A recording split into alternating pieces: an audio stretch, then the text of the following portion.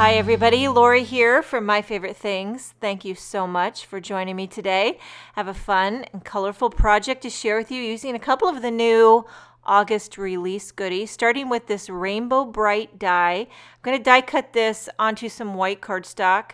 Now, as soon as I saw this rainbow die, can you imagine what I did on the inside? I did a little backflip. And there's lots of different ways you could do this. If you want to make it really quick and simple, just die cut it with some solid color cardstock. I did it on white cardstock, so I want to add the color with ink blending. I'm using my Distress Oxide inks, starting with Picked Raspberry. So on the top of that first arch is Picked Raspberry, and then coming up from the bottom is Candied Apple. So I had this kind of two-tone gradient idea, and I thought I'd give it a shot. One thing I did discover while ink blending these arches was that I think I might be a slightly aggressive ink blender. You know, when I get going, when I zone in, I go full throttle with the pressure, especially when I'm using the oxide inks. They smear like butter, so I get a little carried away, but you can't do that with these. You have to go very light-handed, very gentle. These are delicate arches, and you don't want to bend them or crinkle them because then it wrecks it. It just wrecks it. Now, for the orange one, I did Spice Marmalade. I tried to go a carved pumpkin on the bottom. It wasn't dark enough, so I pulled out Ripe Persimmon, which worked like a charm. I don't use Ripe Persimmon enough. And she's a beautiful orange color. Yes, she is. So now we're moving on to the third arch, and I pulled out a clean sheet of printer paper because when you're working with yellows, you don't want to contaminate. So this is squeeze lemonade on the top, and then on the bottom, I wasn't sure. Again, it's always kind of a trial and error. I started with, what did I do? Wild honey. But I think what worked best was mustard seed, I believe.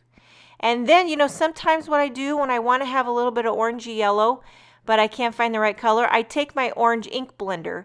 I don't ink it up with anything. I just use what's left over on the orange ink blender and just give it a little zhuzh. Now for the green one, I am using my favorite green in all the land, Twisted Citron, on the top. And then on the bottom, I've got Mowed Lawn. You know what I would love to know is if you guys have separate ink blenders for each one of your inks. Do you have that? I do not. I have like 10 ink blenders tops. 10. Keep them in a little bin, and I just grab a green one when I need a green one. But, you know, sometimes you're using different shades of green, you know, and you want to keep it true. So there are times when I get frustrated, and I'll just pull out a new sponge. So I have more sponges, and I switch out my sponges onto the ink blender, but I only have about 10 ink blenders.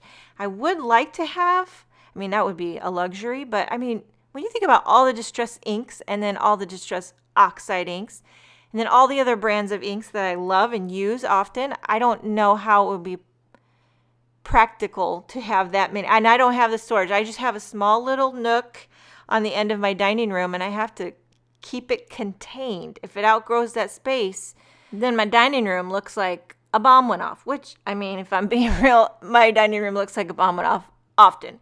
But I do try to keep the craft stuff contained, which it helps me from not hoarding. But moving on, I trimmed out the inside of that leftover die cut to make a backer. So I'm not being real precise with this. You've seen me do this a lot of times with die cut pieces.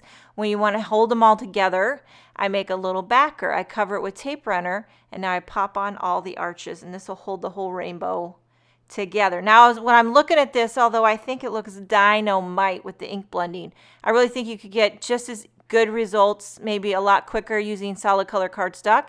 And if you wanted to add a gradient, you can always add ink blending to solid color cardstock. That would pump up the volume. Now, what I'm doing here is taking these two rectangle dies and creating a skinny little frame, because what I'm going to do is make a full card shaker. So on the back of that skinny frame, I'm adhering some score tape, and I'm going to adhere a sheet of acetate. I'm using Hero Arts acetate. Any acetate will work, whatever you like to use for your shakers. And then on my white card base, I'm adhering this rainbow, this ink blended rainbow, just with some tape runner.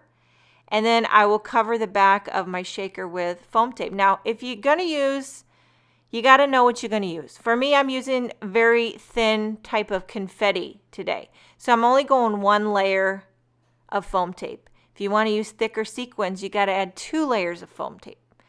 Nothing worse than making a shaker and it doesn't shake. Am I right? Now, moving on to the sentiment, I am using the Little Hello word die. So this is one of those where you get the word die and you get the outline. So for the hello, I die cut it with some white glittered cardstock, and then for the outline I did black. Taking some glossy accents, going to adhere the glittery word to the black backer. Like so. Put some foam tape on the back of this, and I'm popping it up in the top.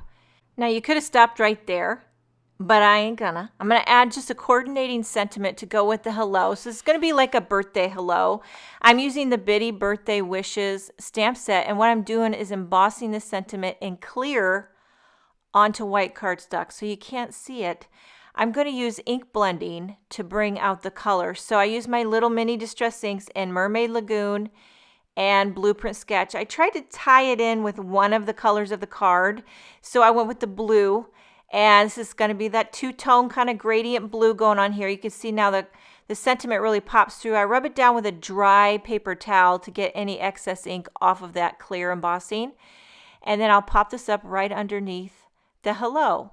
Just gives a little bit of color, and you have a Hello Birthday Wishes full card shaker. Forgot to mention I used some Pretty Pink Posh heart confetti in 2 different sizes there. I hope you enjoyed this video. Thank you so much for joining me. Have a wonderful day, and I will see you next time.